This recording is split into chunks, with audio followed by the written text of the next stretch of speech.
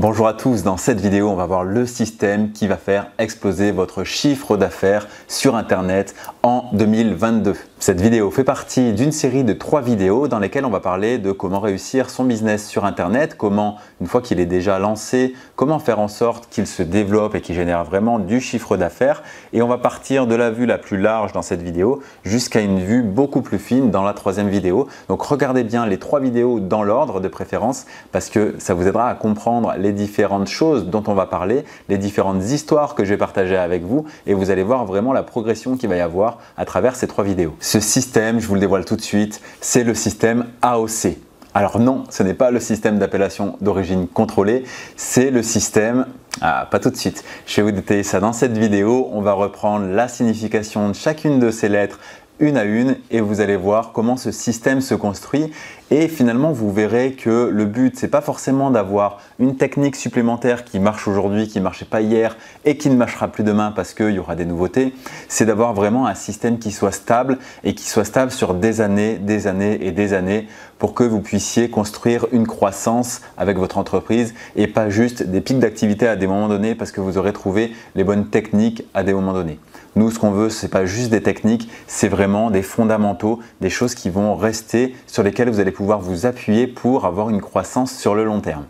C'est parti! Alors juste avant de vous parler de ces 3 lettres, je voudrais revenir sur 2-3 éléments, sur 2-3 chiffres. Par exemple, est-ce que vous savez combien de sites internet il y a en 2021? Et bien, vous voyez ici la courbe des sites internet depuis 1991 jusqu'à 2020. Donc vous voyez qu'il y a 1,78 milliard de sites en 2020 et c'était 1,84 milliard en 2021.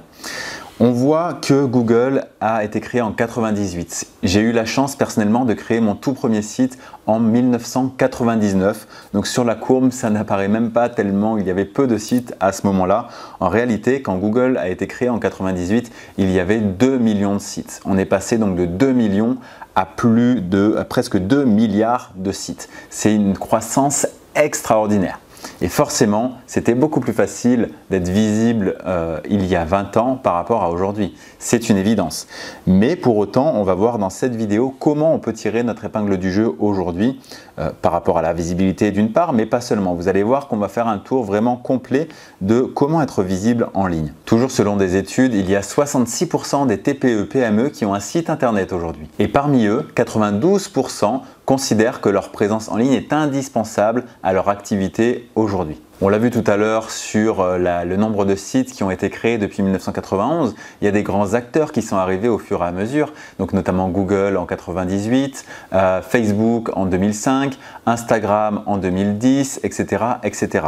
C'est donc intéressant de voir que sur Facebook, par exemple, il y a aujourd'hui 80 millions de pages d'entreprises. Si on prend un autre réseau social, YouTube, qui est un petit peu différent dans son approche, il faut savoir que la part des 18-49 ans qui regardent des vidéos sur YouTube simplement sur leur mobile, donc on exclut même tout ce qui se fait sur ordinateur, dépasse les audiences qu'ont la télévision de façon globale. Je ne sais pas si vous vous rendez compte, ça veut dire que YouTube a plus de poids que la télévision. Ce fait est tout simplement incroyable et montre bien la portée qu'on peut avoir avec Internet aujourd'hui.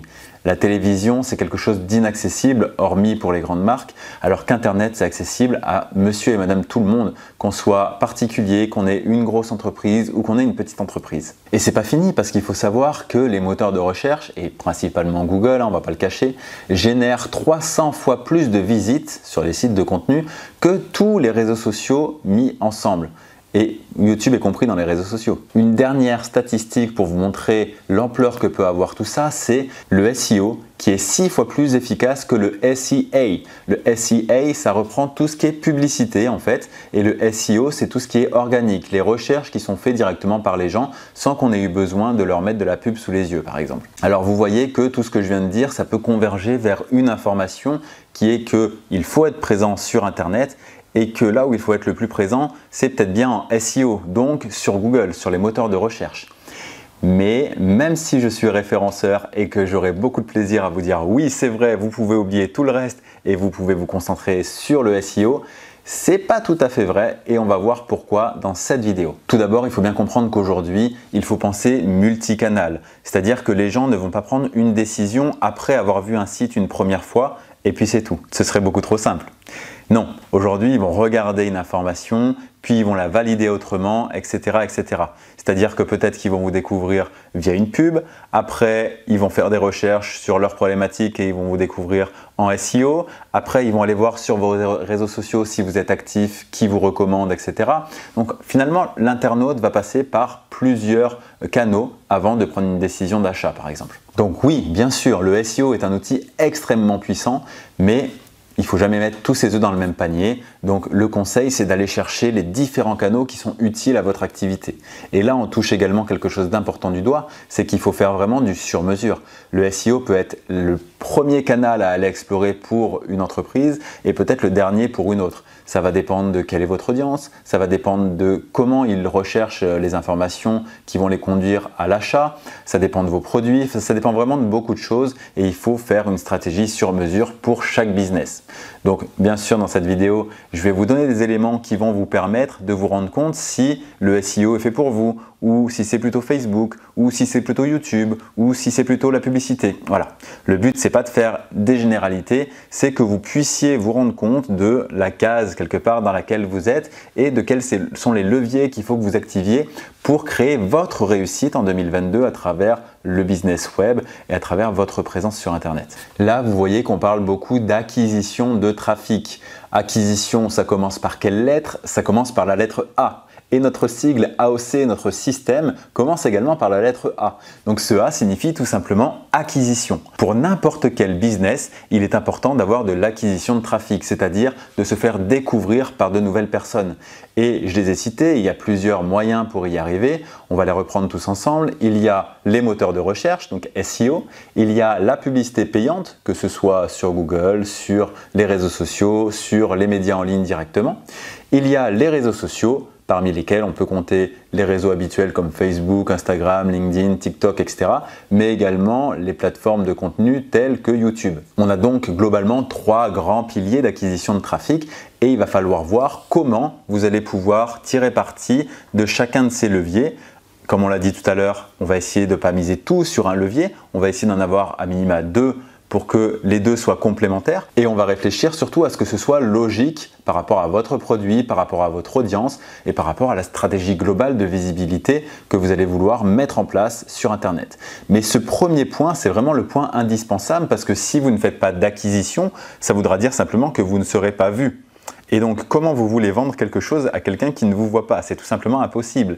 C'est comme la petite boutique qui est perdue au fin fond d'une ruelle dans laquelle personne ne va aller, même s'il a les plus beaux produits du monde, personne ne va aller les acheter, à moins d'être recommandé, à moins d'avoir d'autres systèmes. Effectivement, c'est possible, mais ce sera beaucoup plus compliqué que la boutique qui est posée sur les Champs-Élysées et qui va forcément avoir des milliers de personnes qui passent devant chaque jour. Il y a vraiment un décalage compétitif entre les deux et nous, notre objectif, ça va être d'avoir un site internet qui est visible comme s'il était sur les Champs-Élysées, d'avoir beaucoup de monde qui passe devant et même mieux qu'une boutique sur les Champs-Élysées, on va pouvoir choisir quelles sont les personnes qui passent devant votre boutique parce que ça sert à rien de montrer par exemple sur les Champs-Élysées une boutique de sacs à main de luxe pour femmes si c'est un enfant de 5 ans qui a une seule envie, c'est manger une glace. D'accord? Donc il faut toujours garder l'adéquation entre le besoin du client et ce qu'on lui présente en face. Sur Internet, on va être capable de montrer la boutique de glace à un enfant, même si sur Internet c'est un petit peu difficile de vendre des glaces, on se mettra d'accord, et la boutique de sac à main à la femme, peut-être sur Instagram. Tout est une question de stratégie, de logique et d'intention. Ce mot-clé intention est vraiment très important et vous verrez, on y reviendra de différentes façons dans cette série de 3 vidéos. La deuxième lettre du signe AOC, c'est le O. Et le O signifie offre. Et là, il y a une question très importante qui peut faire tomber à l'eau tous les efforts que vous allez mettre en œuvre sur Internet. En fait, il y a 2 cas. C'est très simple. Soit l'offre est déjà éprouvée, c'est-à-dire qu'elle a fait ses preuves, elle fonctionne et vous savez que en face de votre offre, donc votre offre c'est un produit, c'est un service, peu importe ce que c'est, vous avez une clientèle qui est identifiée et qui achète. Ça veut dire que l'offre est éprouvée. Quand on met l'offre et qu'on met l'audience achète le produit. Ça veut dire qu'on a un business model et a fortiori qu'il est rentable parce qu'on va éviter de vendre le produit 10 € si on l'achète 20. D'accord? Ça, c'est du bon sens. On ne va pas rentrer dans ce détail-là d'économie, mais effectivement, une fois qu'une offre est éprouvée, c'est simplement à partir du moment où derrière, il y a un business économique viable quand on est une entreprise et que notre objectif, c'est de créer de l'argent. La deuxième possibilité, c'est que l'offre doive encore faire ses preuves, doive encore être validée, qu'on n'ait pas encore une preuve de concept, c'est-à-dire qu'on n'ait simplement une idée pour l'instant et qu'on n'a pas pu encore prouver que l'idée mise sur le marché faisait en sorte que l'audience achetait le produit. Là, c'est beaucoup plus compliqué, bien évidemment, parce que vous comprenez bien que dans le premier cas, si l'offre est éprouvée, on sait que 1000 nouvelles personnes que vous allez acquérir, si on revient au premier A, vont faire en sorte qu'il va y avoir un achat, 10 achats, 100 achats, ça va dépendre de votre taux de conversion. Par contre, quand l'offre n'est pas encore validée, si ça se trouve, vous pouvez faire venir 1000 personnes à qui vous présentez votre produit et en vendre 0. Alors forcément, on ne va pas faire les choses de la même façon si l'offre est déjà validée ou si tout est approuvé. On va voir ça avec des exemples concrets juste après que je vous ai parlé de la lettre C. Et la lettre C, on l'a évoqué juste avant, c'est la conversion. C'est-à-dire que votre objectif, c'est donc de faire venir des gens sur votre site, c'est de leur présenter votre offre et qu'ils achètent. Et donc cet achat, on va parler de conversion. Je parle d'achat, c'est au sens large du terme parce que peut-être que vous n'êtes pas un site de vente en ligne et que vous, la conversion, ce ne sera pas un achat, mais ce sera par exemple un appel téléphonique pour prendre rendez-vous avec vous pour réserver un massage dans votre institut, par exemple si vous vendez des massages. Voilà, il faut vraiment adapter cette conversion à votre business. Chacun va avoir une conversion différente, mais le but c'est que ça mène bien sûr à l'achat. Mais à travers votre site internet, peut-être que c'est simplement un appel de réservation par exemple. Et donc cette conversion, on va faire en sorte de l'encourager. C'est-à-dire que si on reprend notre exemple de massage, on ne va pas simplement dire « Ok, je fais des massages et puis débrouillez-vous ». Non, on va inciter les personnes à appeler si c'est notre objectif ou à remplir un formulaire de contact si c'est notre objectif ou à mettre un produit au panier et à l'acheter si c'est notre objectif. Encore une fois, tout dépend du business. Et là, on a plusieurs axes pour donner plus de poids à cette conversion, pour l'encourager davantage. Ces 4 axes sont: tout d'abord, le fait d'avoir un site fonctionnel. Et par ça, on parle déjà de vitesse de chargement, par exemple. On sait que si le site met plus de 3 secondes à charger, il y a la moitié des gens qui sortent tout simplement du site. Sur Internet, il faut que les choses soient très rapides.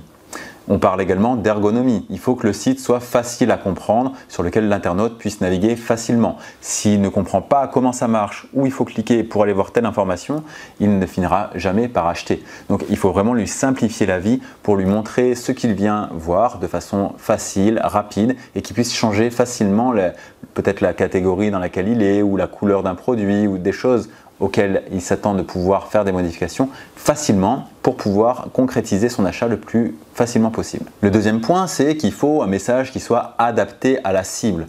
On parle en marketing de persona. Il faut bien étudier son persona, savoir ce qu'il veut et lui faire une proposition de valeur efficace. Une proposition de valeur efficace, c'est par exemple, si on reprend notre exemple de massage, c'est pas simplement dire « on fait des massages pour tout le monde ». Là, du coup, on n'aurait aucune audience et on n'aurait pas du tout une proposition unique de valeur. On peut avoir au sein d'un même institut de massage, par exemple, plusieurs propositions de valeur. Parce qu'on peut avoir, par exemple, une proposition de valeur pour les personnes qui sont stressées et qui veulent faire un massage pour se détendre. Ou on peut avoir une proposition de valeur pour les femmes enceintes qui veulent un massage pour bien préparer leur accouchement. Vous voyez qu'il y a deux personas différents ici et du coup, il doit y avoir deux propositions de valeur totalement différentes. C'est-à-dire que la promesse, le message principal qui va être marqué sur la page avant de prendre rendez-vous pour passer à la réservation, ça va être vraiment très dédié. Si on prend par exemple la femme enceinte, c'est profiter d'un massage pour vous revitaliser et préparer votre bébé à un bon accouchement. Voilà, par exemple, ça pourrait être ça. Le troisième élément sur lequel on va pouvoir jouer pour faciliter la conversion, ça va être vraiment de donner confiance. Quelqu'un ne va pas acheter sur Internet s'il n'a pas confiance. C'est beaucoup plus facile dans les relations humaines parce qu'on est en face à face et donc on a tout de suite soit confiance, soit pas confiance en notre interlocuteur. Par contre, sur Internet, c'est beaucoup plus difficile. Encore en vidéo, on peut déjà créer un petit peu ce lien. Vous avez sans doute déjà un petit peu plus confiance en moi ou alors vous êtes déjà parti de la vidéo à ce stade par le fait de pouvoir voir mes intonations, ma façon de m'exprimer, ma façon d'expliquer les différents concepts, etc. Et bien sur Internet et sur votre site Internet, c'est la même chose. Et il va falloir amplifier ça. Il y a plusieurs moyens pour faire ça, parmi lesquels il y a Un élément qui fonctionne super bien, ce sont les témoignages. Parce que les témoignages, ça va être des clients ou des anciens clients qui vont dire pourquoi ils sont venus chez vous, quel a été leur bénéfice et s'ils recommandent ou pas votre produit à quelqu'un d'autre. Et du coup, les autres personnes vont pouvoir lire ces messages pour se rassurer et se dire « Ok, cette personne-là a un petit peu le même parcours que moi, donc ça va me correspondre également, par exemple. » Ça va être l'occasion aussi de montrer, par exemple, vos certifications, vos diplômes. Si on reprend notre exemple de salon de massage, quels sont les diplômes qu'ont les masseurs ou les masseuses, par exemple. Ça va donner une légitimité. C'est pas n'importe qui s'est décidé du jour au lendemain de créer un salon de massage et qui fait un petit peu n'importe quoi. Il y a une vraie formation derrière. Et puis c'est également l'opportunité de faire par exemple une foire aux questions qui va répondre aux objections. Typiquement, si on reprend notre exemple de femme enceinte, il y a une question légitime qui pourrait venir de la part des mamans, c'est est-ce qu'un massage aux pierres chaudes peut être néfaste à la santé de mon bébé? Voilà. C'est une question qui peut être légitime et donc dans une FAQ, dans une foire aux questions, on peut y répondre en disant soit oui, soit non, etc. et en donnant des arguments qui vont dans ce sens pour rassurer la future maman. Et la quatrième chose sur laquelle on peut appuyer pour avoir plus de conversion, elle est toute bête, mais elle est souvent oubliée, c'est le fait d'utiliser des CTA. Qu'est-ce que c'est que cette bête, les CTA? CTA, c'est Call to Action. Les Call to Action, c'est finalement des boutons qui vont inciter la personne à passer à l'action. Typiquement, après notre proposition de valeur, venez faire un massage pour être en forme avant votre accouchement, par exemple, en dessous, c'est réserver tout de suite votre séance de massage. Donc ça, c'est un call to action parce qu'on va pouvoir cliquer sur un bouton, on vous incite à cliquer dessus par ce message-là et derrière, il va se passer par exemple une prise de rendez-vous, soit par un formulaire de contact, soit par un appel téléphonique, peu importe la façon dont vous le faites, mais le but, c'est de faire passer la personne à l'action que vous avez décrétée. Tout comme dans un descriptif de produit dans une boutique e-commerce, ce serait le descriptif du produit, blablabla, puis commandez-le dès maintenant pour ne pas rater cette super offre. Et là, le bouton ajouter au panier. Voilà, on peut imaginer des choses comme ça. En tout cas, ce qu'il ne faut pas oublier, c'est d'avoir ces boutons-là à différents endroits sur vos différentes pages en fonction vraiment du contexte de ce dont vous parlez autour. Ce qui est important également par rapport au call to action, c'est d'être clair sur un objectif précis. Si vous voulez tout et n'importe quoi en même temps, ça ne va pas marcher. Par exemple, si vous êtes un site de e-commerce et que vous voulez que la personne achète votre produit, mais également s'inscrive à votre newsletter et puis aussi partage la fiche produit à un ami, ça ne va pas marcher. Vous ne pouvez pas lui demander les trois choses en même temps. Peut-être que vous pouvez lui demander de s'inscrire à la newsletter dès qu'il arrive sur votre site en lui proposant un bon de réduction de 10% par exemple, c'est quelque chose qu'on voit couramment. Après, dans la fiche produit, quand la personne est sur la fiche produit, vous allez lui proposer de passer à l'ajout au panier, puis de renseigner ses coordonnées pour recevoir son produit. Et une fois qu'il aura acheté seulement, vous allez lui demander de recommander ce produit à un ami. D'accord? Il faut voir les choses de façon logique. Si vous demandez plusieurs choses à quelqu'un, vous n'aurez rien. C'est aussi simple que ça. Donc soyez clair dans les objectifs que vous voulez à chaque étape de votre site ou de la vie du client. Ce système AOC, vous voyez qu'il est finalement très simple. On parle d'acquisition, comment se faire découvrir, on parle d'une offre qui est présentée à notre cible et on parle de conversion pour faire adhérer notre acquisition, notre trafic à cette cible. Tout simplement. Ce système, il est très efficace à condition d'être bien mené parce qu'un simple grain de sable peut faire que vous n'aurez aucun résultat. Et pour essayer de vous montrer ça concrètement, on va prendre 3 exemples fictifs de personnes qui ont des business différents sur le web et on va voir qu'est-ce qui serait conseillé pour eux à chacune de ces 3 étapes. Pour la première étude de cas, on va parler de Nathalie qui a un site de petites annonces pour vendre des forêts, des lacs, tout ce type de biens. Nathalie, c'est un prénom fictif, mais le cas rencontré est un réel cas issu de ma clientèle à qui j'ai eu affaire il y a quelques années et pour lequel on a fait un gros travail de référencement et qui a porté ses fruits. Donc sur l'aspect acquisition, ils avaient misé énormément en acquisition SEO au départ parce qu'on n'est pas forcé de tout faire en même temps. Je vous disais de ne pas mettre tous les œufs dans le même panier, mais en même temps on ne peut pas être bon partout en même temps. Donc c'est assez souvent qu'on privilégie par exemple le SEO dans un premier temps la première année, puis on continue de développer le SEO mais on rajoute les réseaux sociaux, puis on rajoute de la publicité, etc. Donc on peut faire les choses comme ça pour finalement avoir un système de plus en plus efficace, mais il faut bien commencer quelque part. Parce que l'objectif, ce n'est pas d'être partout, mais de le faire mal, c'est de faire quelque chose et de le faire très bien avant de passer au second. Donc cette Nathalie a fait appel à mes services pour faire du référencement. Donc quand on fait du référencement, l'objectif c'est l'acquisition, c'est d'avoir plus de trafic à la fin de l'année qu'au début de l'année. Et le pari a été gagné parce qu'on a eu beaucoup plus de trafic sur le site à la fin de l'année qu'au début de l'année. Sauf que dans notre modèle AOC, il faut vérifier que le O et le C fonctionnent également. Et là, patatras, l'acquisition fonctionnait bien, mais l'offre, elle, n'avait pas été validée. Vous vous rappelez que je vous parlais de est-ce que le business model était validé ou était à valider. Et là, il n'était pas encore validé. Et donc cette cliente-là, même si elle était vue par beaucoup plus de personnes, finalement n'arrivait pas à faire suffisamment de business pour être rentable. Donc son business model n'était pas viable en l'état. Et donc, qu'est-ce qu'elle a dû faire? Elle a dû arrêter le référencement naturel, bien évidemment, parce que dans ce cas-là, on coupe les budgets pour réfléchir à son offre et trouver quelque chose qui fonctionne, un business model qui fonctionne. Et donc, l'enseignement qu'il faut en retirer ici, c'est que là, dans l'hypothèse où le business model est encore à prouver, ça a été compliqué pour cette personne parce qu'elle a passé un an et elle a dépensé quelque chose comme 8 000 € sur un an pour se rendre compte au bout du compte que ça ne fonctionnait pas. Donc là, vous savez qu'il y a deux ressources principales, c'est le temps et l'argent. Là, elle a perdu beaucoup de temps, un an, et elle a perdu beaucoup d'argent quand même, 8 000 €. Donc c'est vraiment pas la meilleure décision a posteriori, bien sûr, c'est toujours plus facile d'en parler après qu'avant, mais c'est pour vous aider à vous identifier peut-être si vous êtes dans un cas similaire. Peut-être qu'il y avait des solutions plus rapides et moins coûteuses pour mettre son modèle en test finalement et savoir si il fallait miser sur le référencement naturel dans un second temps. Le deuxième cas, c'est Mathieu. Et oui, votre humble serviteur. On va parler de la boutique en ligne de déguisement que j'ai eue pendant 8 ans et pour laquelle du coup j'ai dû me poser exactement les mêmes questions. Je l'ai lancée en 2012 et tout était à faire forcément. Donc la première étape, c'était d'acquérir du trafic, encore une fois dans notre modèle AOC. Là, j'avais un modèle qui était éprouvé au niveau de l'offre parce que je savais qu'il y avait d'autres boutiques sur internet qui fonctionnaient en vendant par exemple des déguisements de Charlie Chaplin, des chapeaux de Noël, etc. etc. Je savais qu'ils arrivaient à faire des ventes. Donc en reproduisant une boutique en ligne fonctionnelle, donc là c'est plus l'aspect conversion, et en mettant du trafic sur ce site internet, je savais que je pouvais faire des ventes. Maintenant, il fallait arriver à rendre ça rentable, c'est-à-dire à faire en sorte que le chiffre d'affaires et les bénéfices surtout soient plus élevés que le temps passé et les investissements financiers nécessaires pour mettre tout ça en place.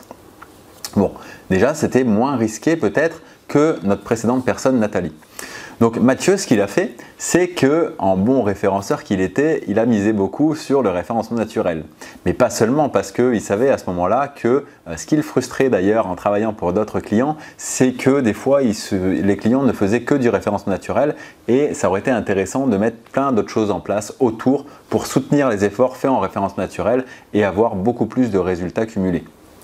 Donc ce qu'il a fait, c'est qu'il a fait du référencement naturel, il s'est référencé sur Amazon, il a fait de la publicité, il a fait des réseaux sociaux, voilà, il a fait vraiment plein de choses pour soutenir son activité et pour faire en sorte qu'elle progresse. Et effectivement, il y a eu des modèles d'acquisition qui ont été plus rentables que d'autres. Typiquement, le SEO a été largement plus rentable que la publicité sur AdWords, sur Google Shopping même, qui était très intéressante au tout début en 2012, mais qui s'est très rapidement retrouvée avec une concurrence très très forte et avec des coûts quasiment…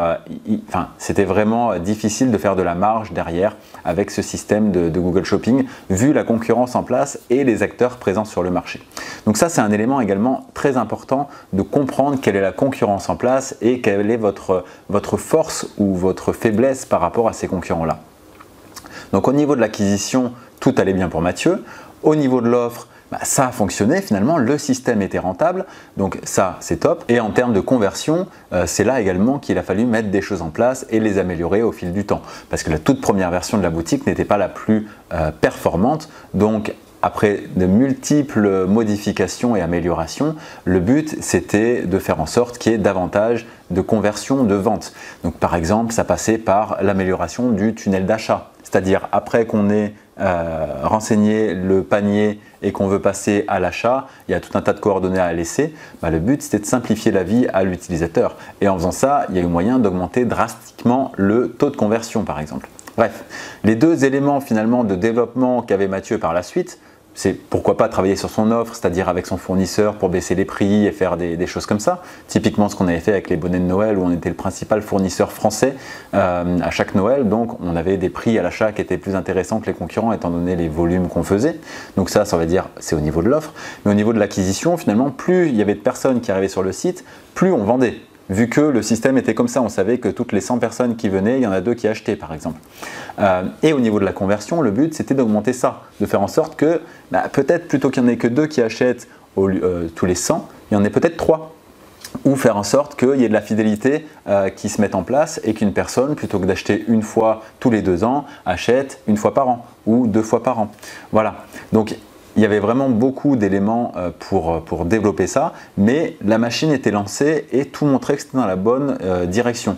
Et c'est pour ça que cette boutique en ligne, ça a été un succès. On a pu la revendre après à une autre entreprise quand moi j'ai voulu passer à autre chose. Donc voilà, ça c'est un business qui a pu se développer de façon complètement normale et parce que les différents critères du système AOC ont été mis en place et ont été validés les uns après les autres. Donc là, faire de l'acquisition dans un business model comme ça, c'est complètement fonctionnel. Et notre troisième étude de cas, c'est Caroline. Caroline, elle a une salle de yoga à Paris. Caroline, c'est également un faux prénom pour un vrai client que j'ai eu des années durant dans le monde du yoga à Paris. Alors, Caroline, qu'est-ce qui se passe ? Par rapport aux 2 exemples qu'on a vus précédemment, il y a une donnée très importante qui s'installe ici. C'est que Caroline, elle est à Paris, c'est-à-dire qu'elle n'est pas partout en France. Aussi bien pour acheter des forêts et des lacs, on peut en avoir partout en France selon l'offre qu'il y a.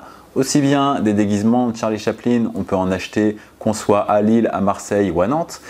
Aussi bien quand on veut faire des cours de yoga et qu'on habite à Marseille, on va rarement à Paris pour en faire.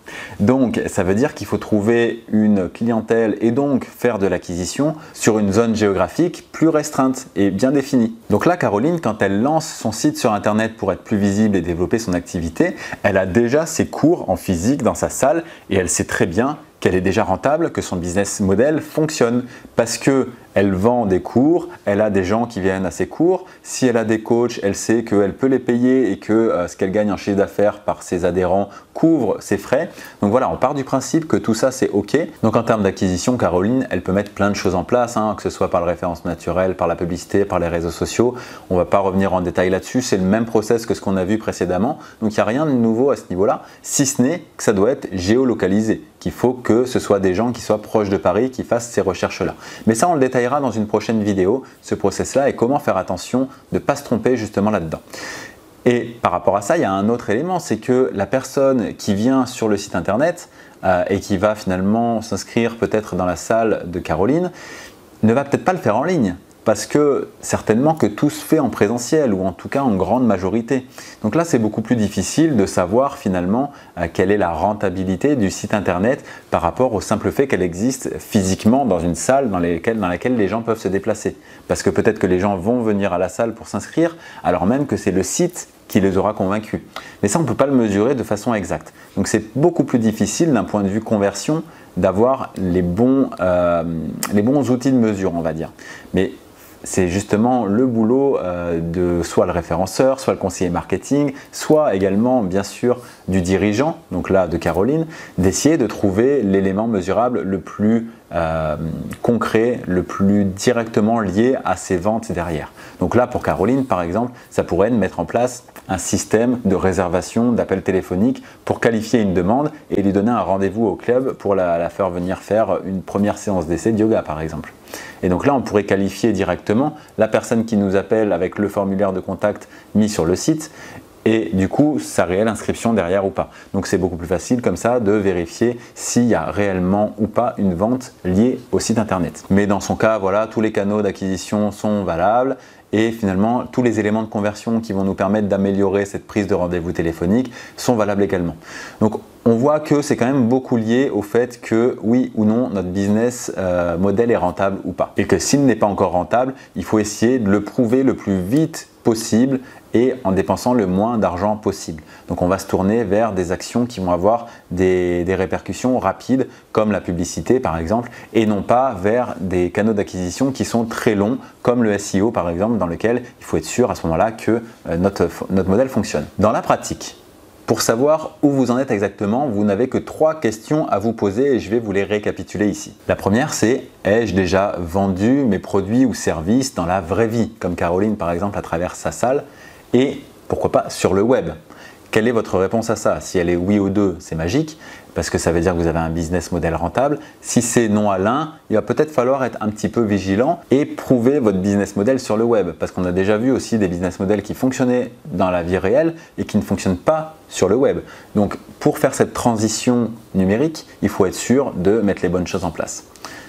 Deuxième question, quel trafic ai-je sur mon site à l'heure actuelle? Pour ça, vous avez tout simplement Google Analytics qui peut vous aider à trouver la réponse. Et la troisième question, c'est quel pourcentage de ce trafic je convertis? Donc quel pourcentage de ce trafic fait l'action attendue? D'acheter, de prendre un rendez-vous téléphonique. Voilà, peu importe votre objectif visé. Donc là, on reprend finalement les 3 éléments de AOC, mais de façon un petit peu inversée, parce qu'on va mettre le haut en premier, parce qu'on vérifie d'abord que l'offre est OK. Après, on va décider quel modèle d'acquisition on va utiliser et après, on va décider quel modèle de conversion attribuer ou optimiser. D'ailleurs, dites-moi en commentaire dès maintenant une réponse à ces 3 questions. C'est-à-dire, votre business model est-il OK? Est-il rentable? Quel axe de trafic principal vous voulez développer, par exemple, parmi le SEO, la publicité, les réseaux sociaux? Et quel est l'axe d'amélioration de la conversion que vous allez mettre en place sur votre site? Ça peut être définir votre persona si vous êtes au tout début, ça peut être rajouter des call to action sur les pages les plus importantes, les plus visitées de votre site, ça peut être faire des témoignages que vous allez mettre en évidence sur votre site également.